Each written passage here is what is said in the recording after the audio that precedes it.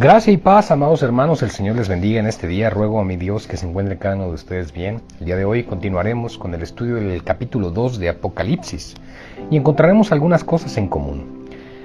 Primero, una comisión y destinatario, es decir, escribe al ángel de y el nombre de la iglesia. 2. Un saludo y presentación de Jesucristo. Estas cosas dice el que. 3. Una alabanza, excepto a la Odisea, que has guardado mi palabra.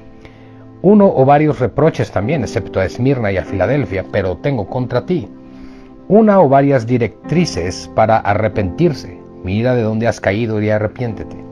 Una invitación a oír, el que tiene oídos.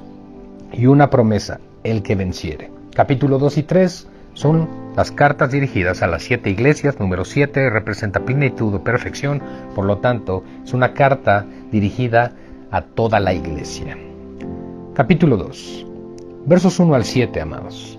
El mensaje al ángel de la iglesia en Éfeso. La ciudad de Éfeso era la más importante de la provincia romana del Asia proconsular, centro postal y administrativo, casi tan importante como Antioquía. Para los paganos de la época, dicha ciudad era llamada guardiana del templo, el dedicado a la diosa Artemisis o Diana, en latín. No fue sino hacia el año 52 de nuestra hora que el cristianismo penetró en la ciudad por el ministerio de Priscila y Aquila, siendo Pablo el fundador de aquella iglesia. Pablo se afincó en Éfeso por espacio de 2 años. Ver esto en Hechos 18 y 19. Posteriormente a Pablo fue Juan quien se afincó ahí, teniendo bajo su cuidado tanto esta iglesia como las otras 6 de Asia, a las cuales se le dirigen respectivas cartas. Versículo 1. Le escribe al ángel de la iglesia en Éfeso. El Señor le da un mandato expreso a Juan de que escriba a la persona que tiene la responsabilidad de la iglesia de Éfeso, diciéndole seguidamente: el que tiene las 7 estrellas en su diestra y el que anda en medio de los 7 candeleros de oro. El verbo tener habría que traducirlo mejor que sujetar con firmeza o kratón. Cristo tiene el dominio de las iglesias porque es su Señor. Cristo es también el que se pasea por el medio de los 7 candelabros, es decir, de las 7 iglesias y por extensión de toda su iglesia. Ese pasearse tiene el sentido, amados, de estar en constante vigilancia. Es interesante constatar que es a la iglesia en Éfeso, la primera y en un sentido natural, la principal, ya que Éfeso era la ciudad más importante de todas, a la que Cristo se presenta como el que tiene el dominio y potestad sobre los ministros y las iglesias. Una vez dicho, ya no requiere el ser repetido más a las demás iglesias. Yo conozco tus obras y tu arduo trabajo y paciencia. Lo primero que hace el Señor es señalar lo positivo de las iglesias, siempre que eso sea posible. Aquí el Señor le dice al enviado a Éfeso, a su autoridad o pastor, que conoce de primera mano acerca de sus obras y de su trabajo constante y duro, así como de su paciencia, es decir, aguante ante las circunstancias adversas. Durante más de 40 años desde su fundación, esta iglesia había permanecido fiel a la palabra y al Señor. Y verso 2 y 3, y que no puedes soportar a los malos, y has probado a los que se dicen ser apóstoles y no lo son, y los has hallado mentirosos, y has sufrido y has tenido paciencia, y has trabajado arduamente por amor de mi nombre, y no has desmayado. La iglesia, incluido el pastor y ancianos, había sufrido a causa de gentes que solo tenían apariencia de piedad, pero que negaban la eficacia de la misma, como en 2 Timoteo 3, 1 al 5, es decir, falsos obreros.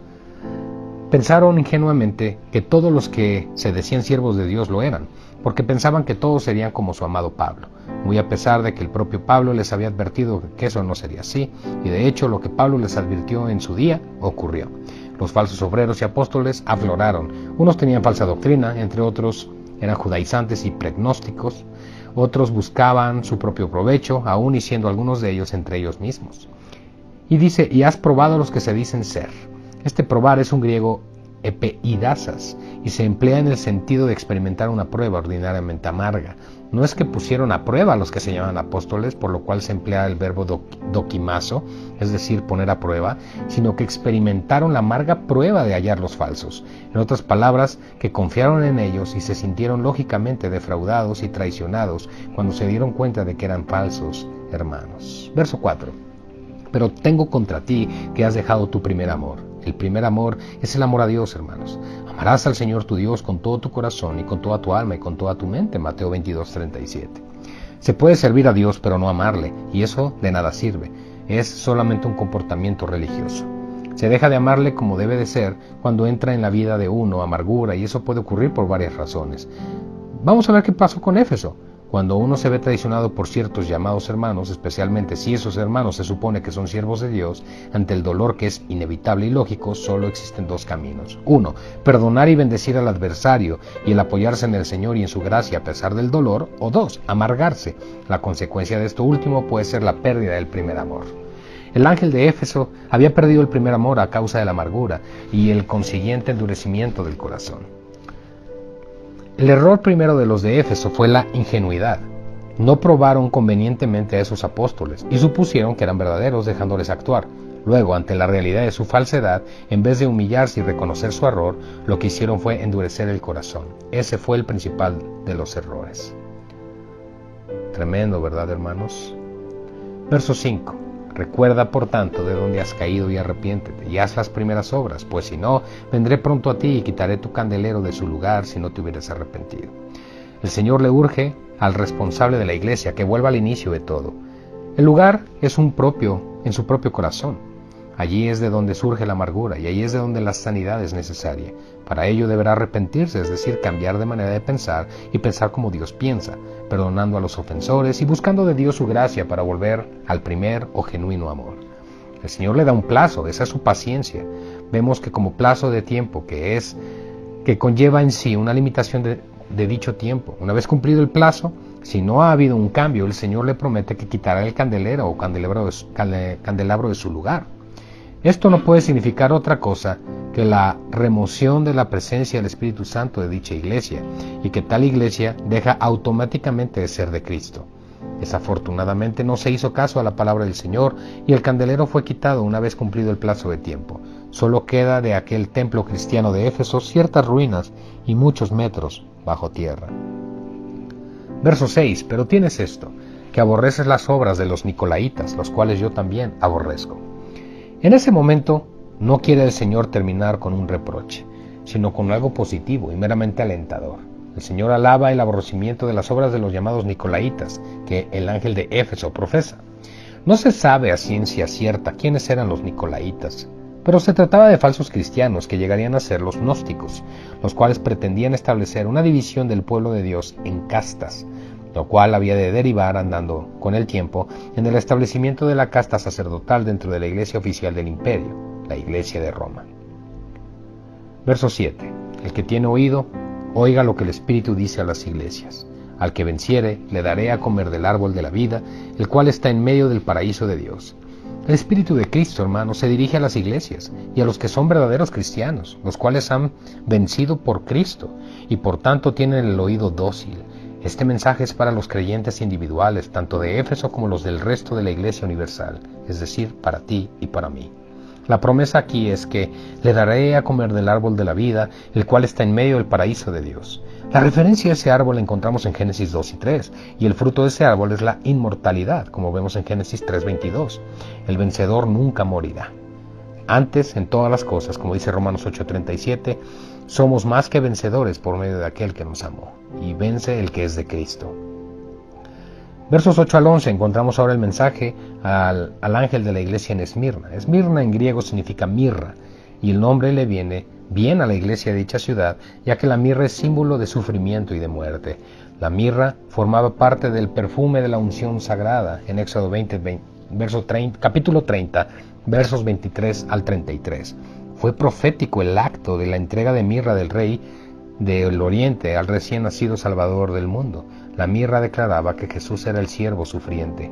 Ya en la cruz Jesús rechazó el vino con mirra que hubiera aliviado sus sufrimientos. Esmirna es la única ciudad de las 7 mencionadas que todavía subsiste bajo el nombre de Izmir en la actual Turquía, a unos 60 kilómetros de las ruinas de Éfeso. En el tercer viaje misionero de Pablo, en el año 53 al 56, el apóstol llevó allí el evangelio y las primeras personas se convirtieron al Señor. Luego, Juan se preocupaba activamente de esas iglesias. El que Esmirna o Mirra haya quedado hasta nuestros días proféticamente parece indicar el hecho de que habrá sufrimiento en la iglesia y en este mundo hasta el final del mismo, tal y como lo conocemos. Escribe el ángel de la iglesia en Esmirna, verso 8. De nuevo el destinatario de la carta es el responsable o responsables, esta vez de la iglesia citan la ciudad de Esmirna. El primero y el postrero, el que estuvo muerto y vivió, dice esto. Cristo se presenta a sí mismo como el título que le caracteriza, el primero y el último, es decir, el alfa y la omega, letras primera y última del alfabeto griego. Cristo es el que dio su vida en la cruz y resucitó. Yo conozco tus obras y tu tribulación y tu pobreza, pero tú eres rico. De nuevo el Señor declara que es totalmente consciente y sabedor de las obras de la iglesia en Esmirna y de su tribulación y de su pobreza en lo natural, aunque en lo espiritual eran muy ricos. Encontramos la siguiente declaración al respecto en el comentario de Matthew Henry. Dice así: la fidelidad a Cristo comportaba no solo tribulación, sino también pobreza, ya que los creyentes solían surgir más bien entre las gentes de condición humilde. Se añadía esto al que, al profesar la fe cristiana, eran despedidos de sus oficios y trabajos, venían el hambre y con frecuencia la persecución y la muerte violenta. Esta era la realidad de aquellas gentes, hermanos, en aquellos tiempos, cuando el Evangelio se hacía paso en medio de un mar de paganismo, idolatría y brujería. ¿Difiere mucho la situación aquella de la actual, que ha dado la espalda a Dios? ¿Cuán lejos estamos realmente de todo ese antagonismo hacia la Iglesia de Jesucristo por parte de la sociedad que nos rodea? Por otra parte, qué lejos está la realidad de aquellos primeros creyentes y de sus vivencias de sacrificio y entrega a Cristo, de todos estos de hoy en día que solo buscan en el Evangelio su propia comodidad, confort y bienestar personales. Qué lejos está la enseñanza y vivencia apostólicas de toda la enseñanza actual que apela al confort del cuerpo, haciendo un abusivo énfasis en el bienestar material por encima de todo lo demás. Verso 9. Y la blasfemia de los que se dicen ser judíos y no lo son, sino sinagoga de Satanás. Los de Esmirna habían experimentado el ataque blasfemo por parte de falsos creyentes, de falsos hombres y mujeres de Dios. Solo eran de nombre siervos de Dios, pero en realidad eran servidores de sí mismos y por tanto miembros de la sinagoga de Satanás. Los aludidos en la carta eran judíos solo de nombre. Posiblemente eran judaizantes, muy numerosos en aquel tiempo y que curiosamente hoy están resurgiendo. Eran y son judaizantes. Sus enseñanzas están basadas en parte en la ley y en parte en la gracia, una salvación parcialmente por gracia y parcialmente por obras. Pablo reprende esa doctrina en Gálatas, llamando a sus enseñanzas diferente evangelio, y al que lo predica le llama anatema, Gálatas 1, 8 al 9. Hoy en día, ese tipo de persecución, la interna, promovida por falsos hermanos judaizantes o no, es muy común y muy dolorosa porque sabe a traición. Verso 10. No temas en nada lo que vas a padecer. He aquí el diablo echará a algunos de vosotros en la cárcel, para que seáis probados y tendréis tribulación por 10 días. Sé fiel hasta la muerte, y yo te daré la corona de la vida. Había de padecer, hermanos, pero la consoló a la iglesia diciendo que no temiera ese padecimiento. El diablo, el acusador, es aquí el protagonista de la persecución contra la iglesia de Esmirna. Los 10 días citados no se refieren a 10 días y 10 noches literales, simplemente les dice que el sufrimiento va a tener un límite de tiempo. Puede también tipificar las 10 grandes persecuciones que fueron llevadas a cabo por el Imperio Romano. La 10ª persecución, la de Diocleciano, fue la más cruel y duró 10 años. El Señor le insta a no temer el padecimiento y de ser fiel hasta el extremo de morir, porque iban a recibir la corona de la vida. El cristiano que es perseguido hasta morir recibe la corona de la vida, sea que literalmente muera o que esté dispuesto a dar su vida por Cristo. El que tiene oído, oiga lo que el Espíritu dice a las iglesias. El que venciere no sufrirá daño de la segunda muerte. El anuncio que se da a los fieles de todas las congregaciones de Cristo, de todos los tiempos, a los mártires en potencia, no os importe tener que afrontar la muerte física por Cristo. Hoy en día existen muchos mártires de Cristo, ya que la segunda muerte, la que envía a la gente al lago que arde con fuego y azufre, no tiene ningún efecto sobre vosotros. Gloria al Señor. Mensaje a la iglesia de Pérgamo. Pérgamo estaba situada a unos 70 kilómetros al norte de Esmirna y a unos 30 del mar. Ciudad próspera y grande a principios del siglo III a.C., tenía una gran biblioteca compuesta por unos 200.000 pergaminos, la cual podía competir con la de Alejandría. Allí se fundió la industria del pergamino, que vino a sustituir el papiro en la composición de libros y escritos. De ahí el término pergamino de Pérgamo. No obstante, Pérgamo era el centro de la idolatría y del paganismo. Entre otros, tenía un templo dedicado a Zeus, Zeus Sotero, Zeus Salvador, otro dedicado a Esculapio, el dios de la medicina, cuya insignia era la serpiente enredándose en un palo y que todavía figura como emblema de la farmacia de nuestros días y que para los cristianos era y es símbolo de Satanás.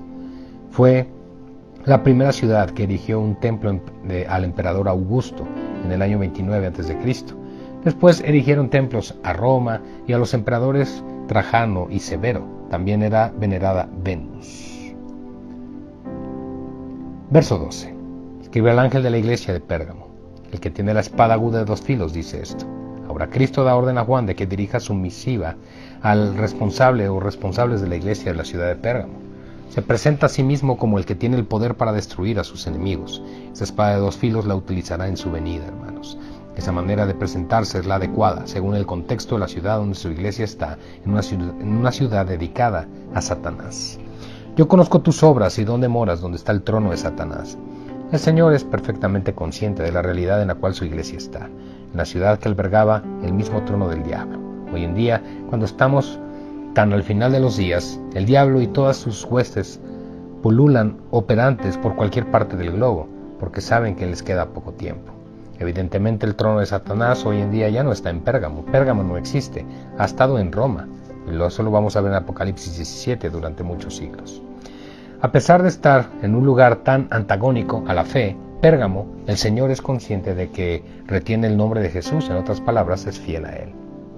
Verso 13. Pero retienes mi nombre y no has negado mi fe, ni aun en los días en que Antipas, mi testigo fiel, fue muerto entre vosotros. Este Antipas fue el pastor de la iglesia tiempo atrás. Según parece, padeció bajo el dominio del emperador Domiciano, poco antes de que Juan recibiera el Apocalipsis, quemado dentro de un buey de bronce. Ese fue un tiempo de colosal tribulación o turbulencia para la iglesia, pero no negaron la fe ni el nombre. Pero tengo unas pocas cosas contra ti, que tienes ahí a los que retienen la doctrina de Balaam, que enseñan a Balac a poner tropiezo ante los hijos de Israel, a comer de cosas sacrificadas a los ídolos y a cometer fornicación. Después de haber enfatizado lo bueno de la iglesia, ahora el Señor reprocha al pastor y o pastores de la iglesia en algunos casos. No dice que sean pequeñas, sino que son pocas y son graves. La primera de las cosas es acerca de que tiene el pastor en su iglesia. En griego es ekeis, algo así como diciendo, lo tienes en medio de ti como un tumor. Esto que tiene retiene la doctrina de Balaam. El verbo en griego es kratein y significa agarrar, asir, sujetar o retener. Es decir, eran personas que no se querían arrepentir de sus falsas y perjudiciales creencias. Balaam, que significa en hebreo dueño del pueblo, fue un vidente que usando el nombre de Dios profetizaba con el fin de sacar provecho material para servir a los propósitos de Balac, rey de Moab. Esto lo encontramos en Números 25 del 1 al 3. Para entender acerca de Balac y Balaam, pueden ir ahí. Querían sacar provecho personal de todas las circunstancias, espiritualizándolo todo como hacía Balaam y que obviamente constituían gran piedra de tropiezo a los demás, especialmente a los más jóvenes y débiles en la fe.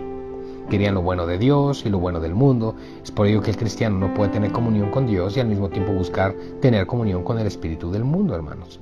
Lamentablemente ese espíritu y obra de Balaam están repartidos y aumentados por muchos lugares hoy en día en los que llamamos iglesia evangélica. Verso 15. Y también tienes a los que retienen la doctrina de los nicolaitas, la que yo aborrezco. La doctrina de los así llamados era pregnóstica.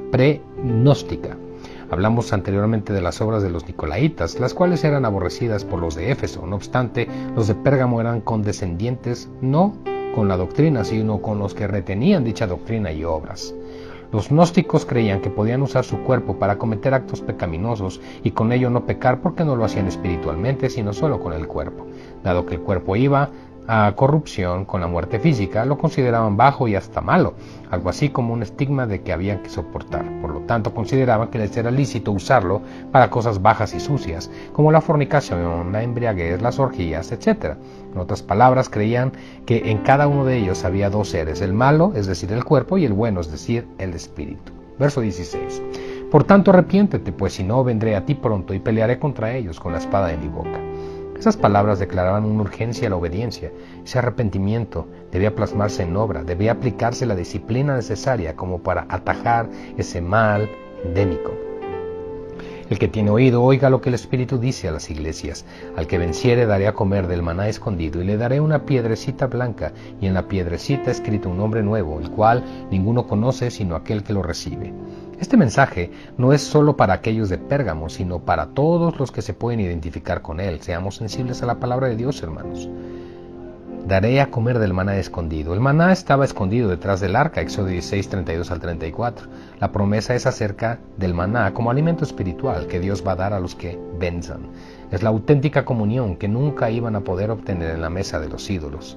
El Señor nos promete que si no nos dejamos seducir por los compromisos mundanos, tendremos un banquete continuo en su presencia, y esto ya podemos experimentarlo viviendo como vencedores. Amén. Gloria a Dios. El mensaje al ángel de la iglesia en Tiatira. La antigua villa de Tiatira ya desapareció y en su lugar actualmente se levanta la ciudad de Aquisar, que tiene como 50,000 habitantes. Está situada a 65 kilómetros al sureste de Pérgamo y está abierta a una muy fértil llanura. Vamos a leer. Escribe al ángel de Tiatira. El ángel, recordemos que es el pastor o responsable de la iglesia, el Hijo de Dios, el que tiene ojos como llama de fuego y pies semejantes al bronce bruñido, dice esto. Como es costumbre, la orden de Jesús, hermanos, a Juan es que dirija su carta esta vez al responsable de la iglesia, en este caso a Tiatira, y presenta a Jesús manifestando su condición divina, Hijo de Dios. Yo conozco tus obras y amor, y fe y servicio, y tu paciencia, y que tus obras postreras son más que las primeras. Siempre el Señor comenta lo positivo con el fin de edificar. Él conocía las obras de los responsables de la iglesia, de la ciudad, que estaban basadas en amor y fe, así como en paciencia y servicio. También le reconoce que sus obras han aumentado. Aquí hay que entender que el Señor no solo se refiere a las obras en sí, sino a la motivación y la actitud al hacerlas, señalando que estas han mejorado. Pero tengo unas pocas cosas contra ti, que toleras que esa mujer Jezabel, que se dice profetiza, enseñe y seduzca a mis siervos a fornicar y a comer cosas sacrificadas a los ídolos. Ahora el Señor tiene que reprochar lo que está mal. Evidentemente su nombre real no era Jezabel, pero su actitud y obra sí lo era. Por eso el Señor la llama así, Jezabel. Sabemos quién fue Jezabel, la esposa del rey Acab, rey de Israel, una mujer pagana, bruja, dominante y manipuladora y controladora que usó a su marido para hacer su voluntad en Israel. Lo que hizo en Israel fue directamente la obra del diablo, introducir la injusticia, la corrupción y la idolatría en la nación. Eso es lo que sucedió, primero llevando a su marido y luego llevando al reino. Luego dice aquí, el verso 21, y le he dado tiempo para que se arrepienta, pero no quiere arrepentirse de su fornicación. El Señor informa al pastor que la iglesia, que ya le ha dado la oportunidad de que abandone su pecado, es decir, una fornicación espiritual, pero no lo ha hecho. Una persona, aunque no haya nacido de nuevo, puede apartarse si quiere de ciertas y concretas maldades o pecados. En este caso, Jezabel puede llegar a creer que tiene la verdad y que los demás están equivocados, porque llega a creer que es el mismo Espíritu Santo el que la está hablando y guiando, y no se da cuenta de que debido a su perverso corazón, no es él quien está ahí, sino un demonio religioso. La Jezabel profetiza, cree que tiene la línea directa con Dios, por lo tanto siempre menosprecia las razones de los demás cristianos, aún del pastor, a los cuales ve como que son de inferior calidad espiritual y compromiso. A pesar de su apariencia espiritual, Jezabel no es más que la personificación del orgullo y de la rebeldía. He aquí yo la arrojo en cama y en gran tribulación a los que con ella adulteran, si no se arrepienten de las obras de ella. Llega un momento, hermanos, en que los plazos se cumplen y el Señor actúa con castigo. Jezabel siempre será a la postre castigada, porque es incompatible con el Espíritu Santo y su obra en la iglesia, y no solo ella, sino los que acaban bajo sus garras y después de un plazo extra no se arrepientan. Verso 23. Y a sus hijos heriré de muerte, y todas las iglesias sabrán que yo soy el que escudriña la mente y el corazón, y os daré a cada uno según vuestras obras. Duro castigo para el que no se arrepiente. Mataré con muerte, dice el original, hebraísmo con el que suele designarse una muerte terrible, pestilencial, como el de Ezequiel 33:27. Y sus hijos son los que son como ella. Con todo, se trata de un castigo admonitorio, es decir, para amonestar con él a todas las iglesias, las cuales entenderán que Dios sigue escudriñando la mente y el corazón de su pueblo. Dios sigue estando al frente de su iglesia, amados hermanos. Él no la ha hecho a un lado. Al que venciere y guardare mis obras, hasta el fin. Yo les daré autoridad sobre las naciones, y las regirá con vara de hierro, y serán quebradas como vaso de alfarero, como yo también las he recibido de mi Padre, y le daré la estrella de la mañana. El que tiene oídos, oiga lo que el Espíritu dice a las iglesias. Oh, hermanos, aquí llega la promesa que no es solo para los de Tiatira, sino para todos los creyentes en el Señor Jesucristo. Gloria a Dios por esto, mis amados hermanos. Gloria a Dios por esto. Los dominionistas, por ejemplo, hermanos, en estos tiempos, enseñan que es ahora el momento en el que el creyente tiene la autoridad sobre las naciones y les ha de regir con vara de hierro, pero la Biblia dice otra cosa. Como leemos también en este versículo, tendrá ese tipo de autoridad el que venciere y guardare las obras de Cristo hasta el fin. Todavía militamos, todavía no hemos recibido la corona. Los dominionistas quieren la recompensa antes de ahora. Por otra parte, deducimos aquí que no todos los cristianos tendrán esa autoridad, sino solo se les dará a aquellos que hayan realizado obras conforme a la voluntad de Dios. Verso 28. Y le daré la estrella de la mañana. Esa estrella de la mañana que en su interpretación natural es el sol, el cual hace brotar el nuevo día, representa a aquel que es la luz, a Cristo.